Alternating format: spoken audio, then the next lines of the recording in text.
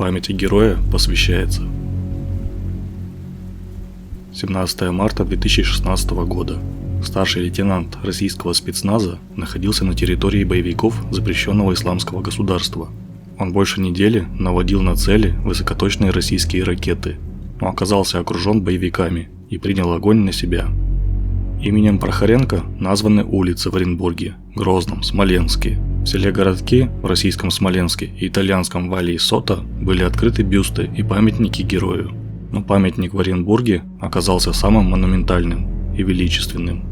Александр словно восходит вверх, опираясь на колонну спасенной им Пальмиры. Конечно, человек стремится все плохое забыть, так мы устроены. Но я считаю, что историю надо помнить. Помнить об уроках прошлого, помнить о ветеранах и Великой Отечественной, помнить о достижениях, помнить о тех, кто защищал и продолжает защищать мирное небо над головой. Помнить тех, кто отдал свою жизнь. Помнить и ценить. Я снова хочу напомнить о поступке, который показывает всю силу русского духа. Показывает, что и сегодняшнее поколение ведет себя так же героически, с полной отдачей сил, не жалея себя, так же, как вели себя наши отцы и наши деды во все времена.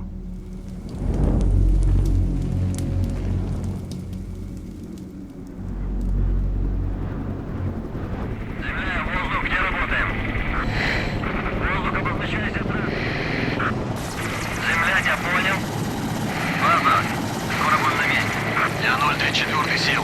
Чисто. Группа пошла, прикрываю. Понял. Невольно сжимается сердце, когда мы вспоминаем всех наших героев. Но так получилось, что именно этот поступок тронул до глубины души многих, и не только в нашей стране.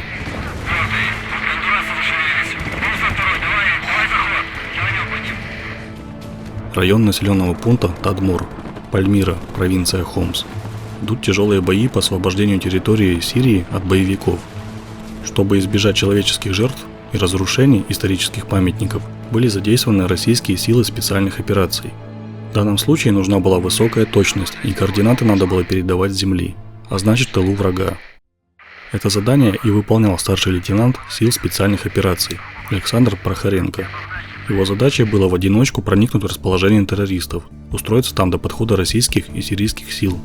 На месте определять точные координаты целей и с помощью специальной аппаратуры передавать данные летчикам.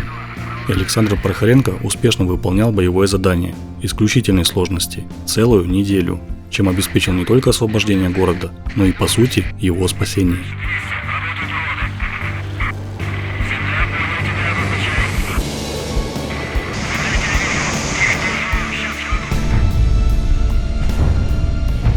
Когда успех штурма был уже предрешен, лейтенант Прохоренко попал в окружение боевиков. Еще мгновение, и он будет схвачен дикарями ИГИЛ. Иначе я их просто не могу назвать.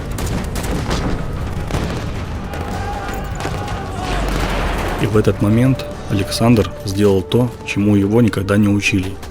Ни на полигоне, ни в учебных классах. Такому нигде не научишь. Он вызвал огонь на себя, дабы не сдаваться в плен и покончить с врагами. 44-й, я звезда. Нужна помощь, прием. Вызываю огонь на себя.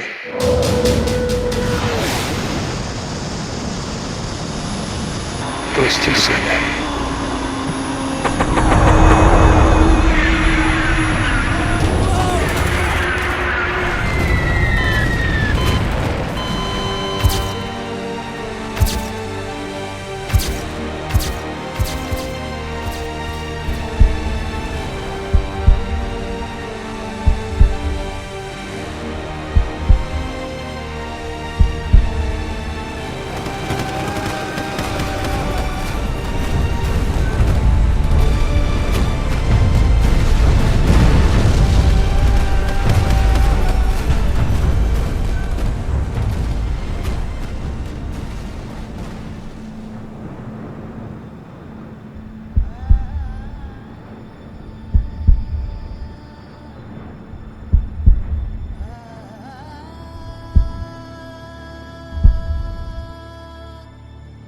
Александр принял решение, которое в той ситуации показалось ему единственно верным – сохранить честь, выполнив долг до конца. Такое в истории российской армии бывало уже не раз. Русский воин Александр Прохоренко доказал, что воинская доблесть не ушла в прошлое. Он поступил так же, как вызывали огонь на себя наши герои Великой Отечественной войны, когда своя же артиллерия и свои же бомбардировщики при ударе с воздуха накрывали их вместе с врагом. Он стал примером для многих в свои 25 лет, потому что не мог сдаться, так был воспитан. Узнав о подвиге Прохоренко, британский таблоид The Daily Mirror назвал его, цитирую, «русским Рэмбо». Храбрый русский спецназовец, выполнявший одиночное задание в стиле Рэмбо по охоте на боевиков ИГИЛ, героически погиб, вызвав авиаудар на себя, писало издание.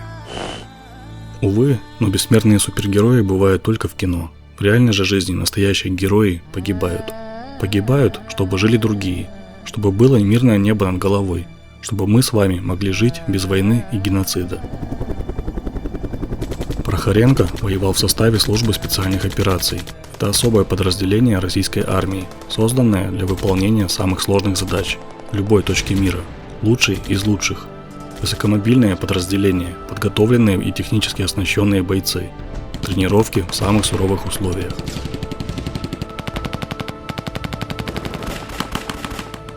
У Александра Прохоренко остались мать, отец, младший брат и жена с ребенком. Известно, что на момент гибели Александра жена ждала ребенка, который уже никогда не увидит отца живым.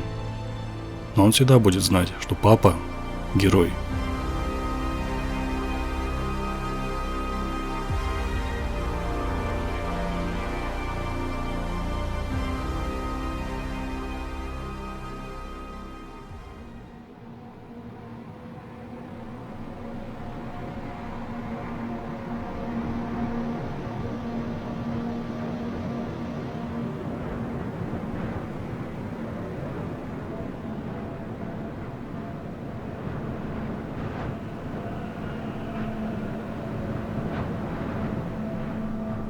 В заключение, дорогие друзья, хочу отдельно ответить на частые нападки на меня по поводу того, что я часто говорю только о русских. Но для меня слово «русский» имеет что-то большее, чем просто штамп в документах. В одной такой дискуссии в комментариях один из подписчиков дополнил меня, за что ему огромное спасибо. И лучше, чем он, я точно уже не смог бы сказать свое видение, душу, мнение по этому вопросу. Русский – не национальность, а цивилизационная, характерная и качественная принадлежность. Именно поэтому она обозначается прилагательным, а не существительным. Русский – краткое и емкое описание качеств и свойств человека, а не его гражданства, места рождения и фактического проживания. Но мало назваться русским, надо быть им.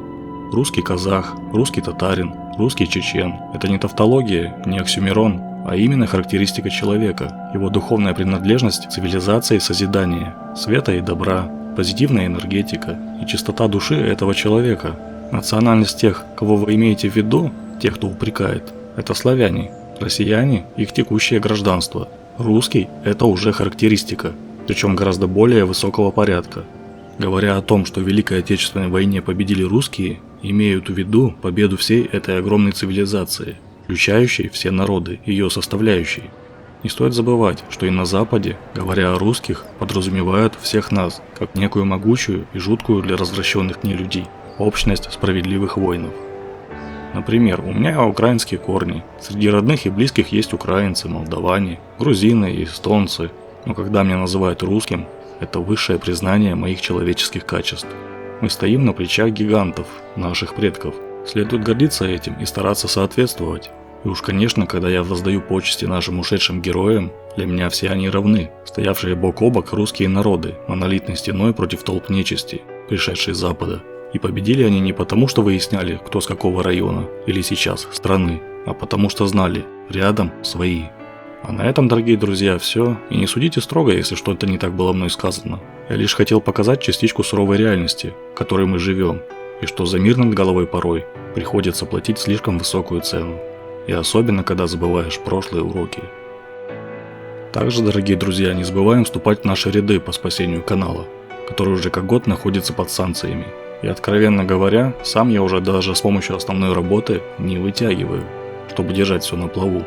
Каждый из вас сможет выбрать удобный для себя уровень поддержки канала Пересвет с взносом раз в месяц. И обязательно поставьте оповещения на все. Это надо для того, чтобы YouTube видел активность подписчиков на канале. Более подробно вы сможете ознакомиться с поддержкой на главной странице канала в отделе спонсорства и также в моей группе ВКонтакте. Ссылки будут в описании.